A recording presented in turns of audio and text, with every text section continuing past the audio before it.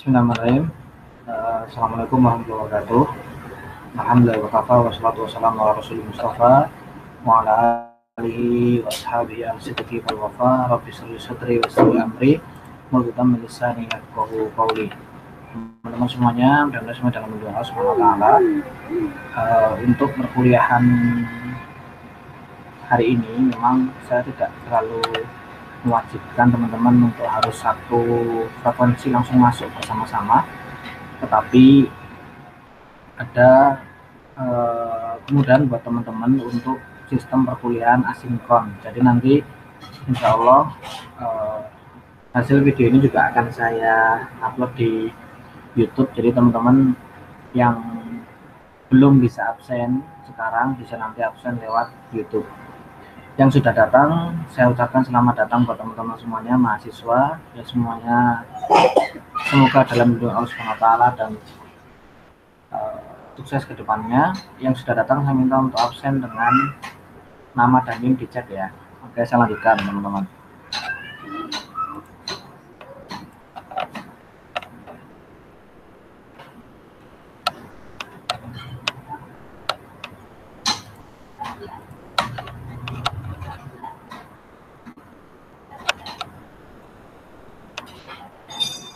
Oke, sudah nampak ya di hadapan teman-teman ya.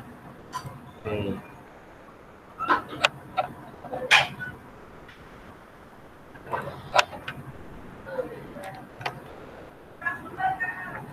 Teman-teman yang perlu diperhatikan sebelum minggu depan sudah praktek mengajar, teman-teman harus melihat pembelajaran aktif itu bagaimana sih gitu. Saya memang mengambil dari teori barat dulu. Nanti kalau dalam Islam banyak sekali ya teorinya yang menurut saya lebih lengkap dan bisa lebih dikembangkan dalam Islam gitu.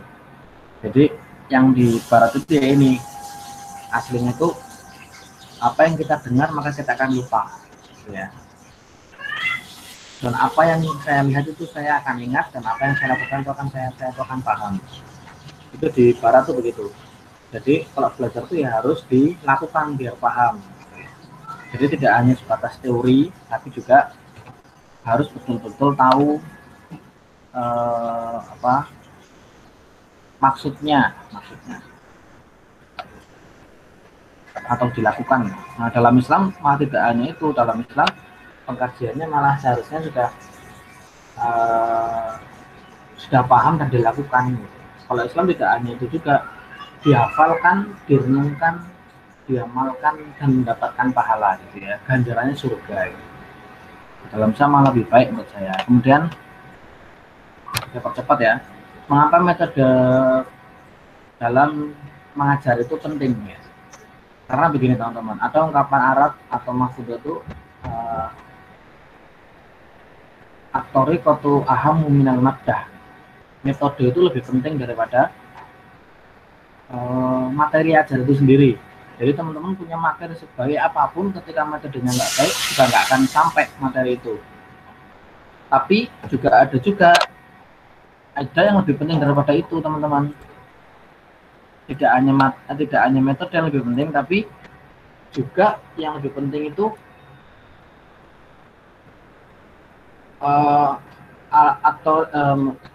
ruhul mudarris ahammu minal al-mudarris al-muhimmu minal maddah minat thariqah gitu. Ulangi ya. Jadi thariqah tu ahammu minal maddah, jadi metode itu lebih penting daripada materi.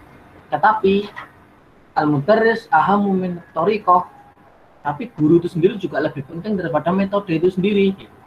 Jadi guru lebih penting daripada metodenya. Tetapi ada yang lebih penting lagi, ruhul mudarris ahammu minal mudarrisihi nafsihi. Jadi ruh mudarris atau ruh guru itu sendiri, semangat guru itu sendiri lebih penting daripada ya gurunya sendiri gitu. Jadi semangat guru, semangat teman-teman dalam mengajar, semangat teman-teman dalam berkiprah, kesabaran teman-teman dalam mengajar, ketawaduan teman-teman ketika dapat hinaan, cercaan sebagai seorang guru pasti ada itu gitu. itulah yang lebih penting gitu. Ruh mudarris atau ruh guru itu lebih penting daripada semuanya ya. Makanya ini memotivasi siswa untuk belajar tuh guru ketika sudah ruhnya udah jadi nih, namanya memotivasi siswa gampang. Menyegarkan menggerakkan mahasiswa lebih mudah, siswa lebih mudah. Mengoptimalkan pencapaian tujuan gampang, mendinamisasi proses pengalaman pembelajaran bisa, mengembangkan potensi besar diri gampang. Intinya di sini teman-teman menjadi guru itu lebih penting adalah jaga ruhnya dulu, ruh guru itu sendiri gitu ya. Kayak metode yang bisa digunakan teman-teman ketika besok mengajar, praktek mengajar, satu bisa ceramah teman-teman, kayak saya seperti ini.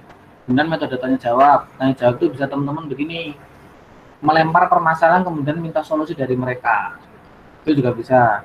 Kemudian diskusi ketika ada masalah yang disampaikan, kemudian siswa udah mulai mapan, udah mulai bisa menyelesaikan masalah atau mengarah kepada sesuatu yang kurang baik, luruskan gitu.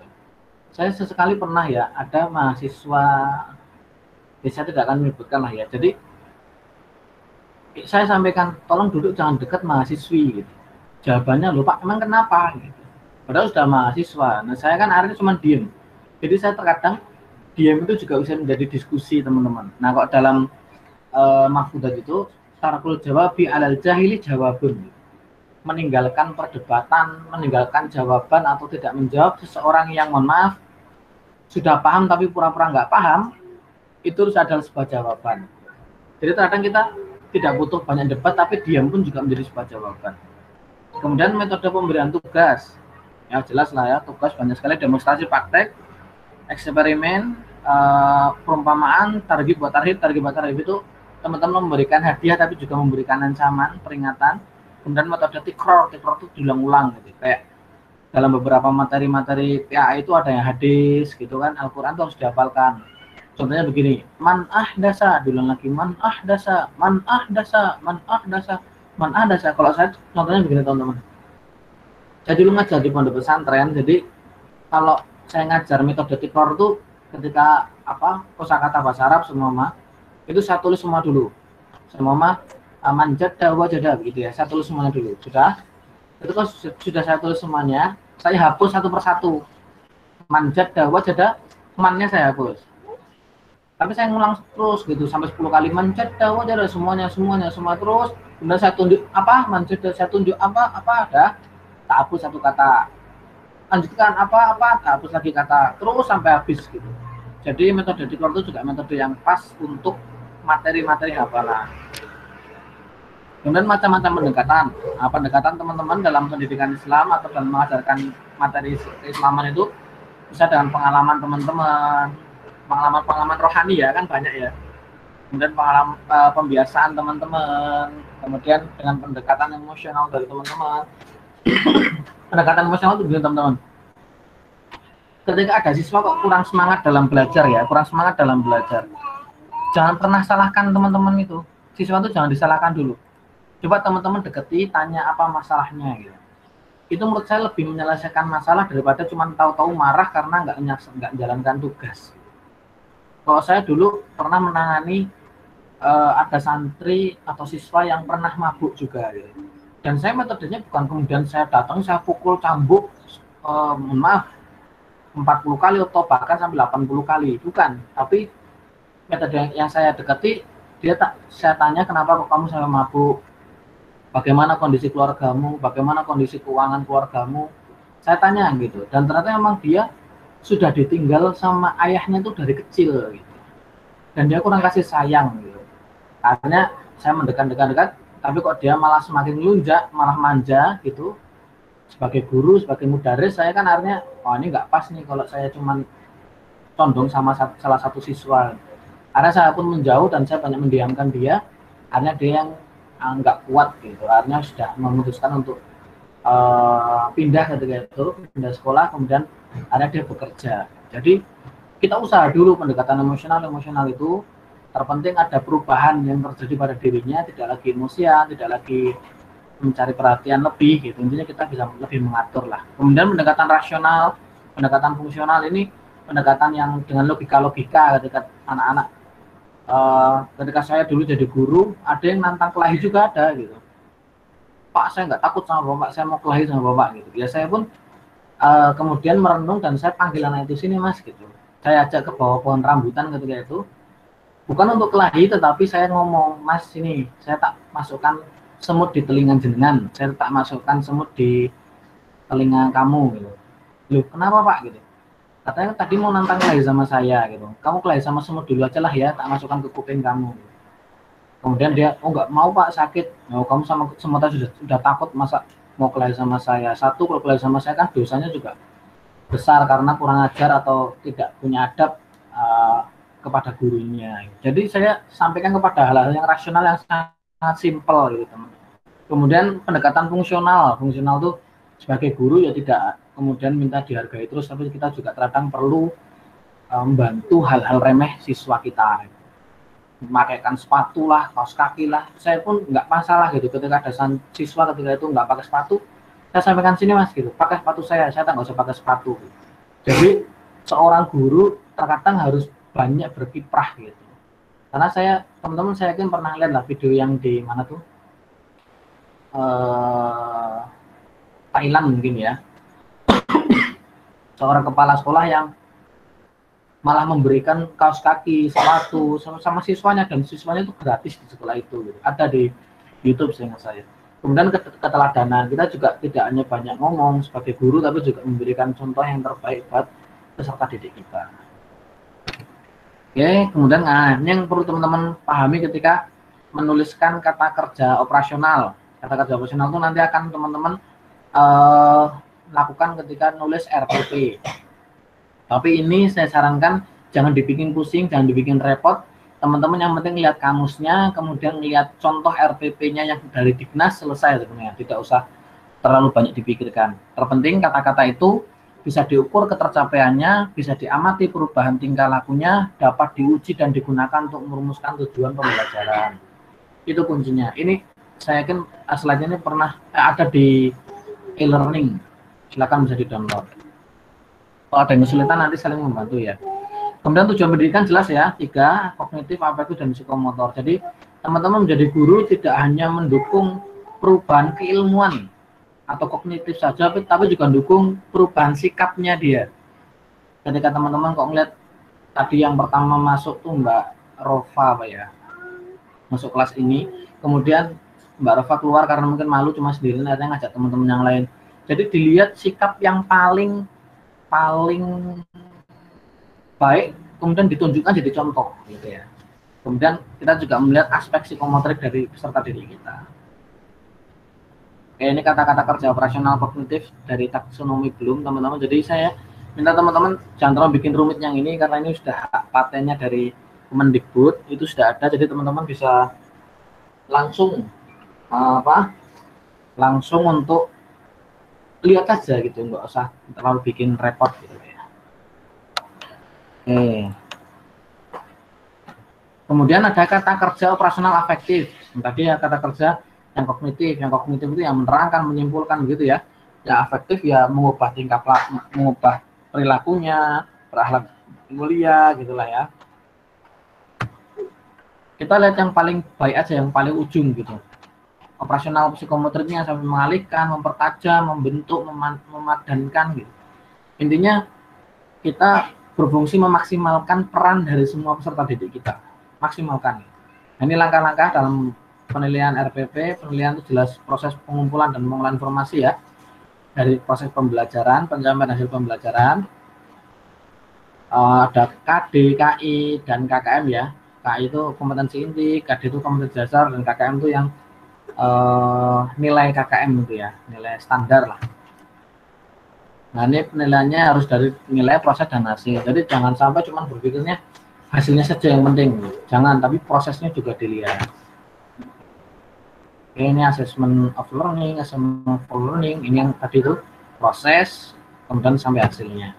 Sikap, kecenderungan perilaku spiritual dan sosial kepada peserta didik lainnya. Jadi ini sebagai nilai teman-teman. Nah, ini bisa untuk penilaian akhlak itu atau sikap itu bisa dengan penilaian sebaya. Jadi kita tanya ke teman-temannya, kita tanya ke gurunya, kita tanya ke guru lain maksud saya, kemudian kita tanya ke guru BK-nya gitu. Dengan sikap atau bahkan tanya ke orang tuanya. Nah, ini kalau dalam Islam itu penilaian tidak hanya berhenti di sekolah, teman-teman. Semuanya di luar sekolah pun juga harus menjadi penilaian. Jangan sampai ketika di sekolah tok manut wa iya dibilang tapi di rumah malah bangkang, jangan sampai gitu ya. Kemudian nah ini jurnal observasi, oke. Nah, ini tadi yang saya sampaikan penilaian antar teman, penilaian diri. Nah, ini penilaian diri contohnya begitu, selalu berdoa, sholat 5 waktu, itulah ya. Ini penilaian akhlak lah atau sikap. Nah, pengetahuan dari 3 hal, tertulis, lisan, dan penugasan. Kemudian keterampilan dari banyak tuh, dari praktek, produk, project, portofolio, semuanya bisa diukur dengan itu. Prakteknya gimana, produknya gimana, projectnya ada nggak, kemudian portofolionya ada atau tidak. Nah, merupakan penilaian yang dilaksanakan setelah proses pembelajaran selesai.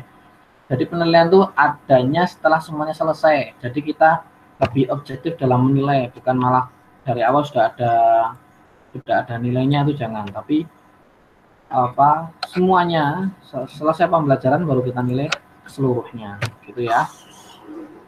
Ya, ini proses pembelajaran berlangsung dari biasanya digunakan sebagai dasar untuk melakukan perbaikan proses belajar mengajar.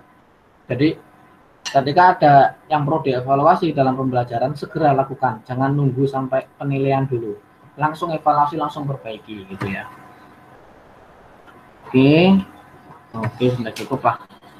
Oke, karakteristik peserta didik. Oke, mata pelajaran nanti teman-teman siap-siap saja ngajar nama ya, semua berkaitan dengan PA itu nanti teman-teman akan disandingkan itu ya, bahasa Arab ya, pendidikan agama Islam ya, fikih ya, ibadah ya, akidah ya, akhlak ya, hadis. Punya siap-siap aja lah, karena guru-guru PA itu sangat dibutuhkan di semua sekolah, bahkan tidak hanya sekolah ya, di kementerian pun juga sangat membutuhkan. Kemudian di hak perhakiman juga bisa masuk. Intinya PA itu sangat kan. Ini adalah nanti teman-teman bisa menjadi guru yang mulai dari kompetensi pendidiknya, kemudian peserta didiknya bagaimana, predikat sekolahnya gimana, dan kelayakan sarana prasarana. Jadi teman-teman ketika besok sudah mengajar itu pasti akan bertemu dengan ini. Teman-teman pendidik lainnya bagaimana sikapnya, peserta didiknya bagaimana, predikat akreditasi sekolah bagaimana, dan sarana prasarana. Dan teman-teman punya kiprah untuk merubah itu semuanya. Bisa jadi teman-teman suatu saat menjadi kepala sekolahnya gitu. Jadi siap-siap saja itu. Karena memang beberapa kakak kelas kalian tuh saya lihat sudah ada yang jadi kepala sekolah gitu. Udah luar biasa lah kiprahnya.